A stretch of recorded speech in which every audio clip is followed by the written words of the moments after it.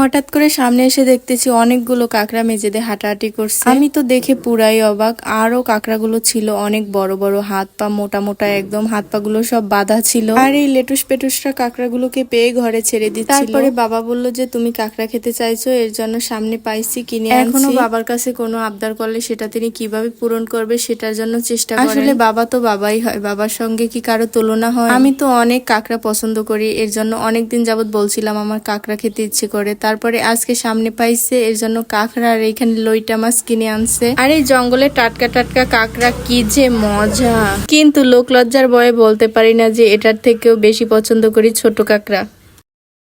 হঠাৎ করে সামনে এসে দেখতেছি অনেকগুলো কাকড়া মেঝেতে হাঁটাহাঁটি করছে। আমি তো দেখে পুরাই অবাক। আরো কাকড়াগুলো ছিল অনেক বড় বড়, হাত পা মোটা মোটা, একদম হাত পা গুলো সব বাঁধা ছিল। আর এই লেটুস পেটুসরা কাকড়াগুলোকে পেয়ে ঘরে ছেড়ে দিচ্ছিল। তারপরে বাবা বলল যে তুমি কাকড়া খেতে চাইছো, এর জন্য সামনে পাইছি কিনে আনছি। এখনো বাবার কাছে কোনো আবদার করলে সেটা তিনি কিভাবে পূরণ করবে সেটার জন্য চেষ্টা করেন। আসলে বাবা তো বাবাই হয়, বাবার সঙ্গে কি কারো তুলনা হয়? আমি তো অনেক কাকড়া পছন্দ করি, এর জন্য অনেকদিন যাবত বলছিলাম আমার কাকড়া খেতে ইচ্ছে করে। তারপরে আজকে সামনে পাইছে, এর জন্য কাকড়া আর এখানে লইটা মাছ কিনে আনছে। আর এই জঙ্গলে টাটকা টাটকা কাকড়া কি যে মজা, কিন্তু লোক লজ্জার ভয়ে বলতে পারি না যে এটার থেকেও বেশি পছন্দ করি ছোট কাকড়া।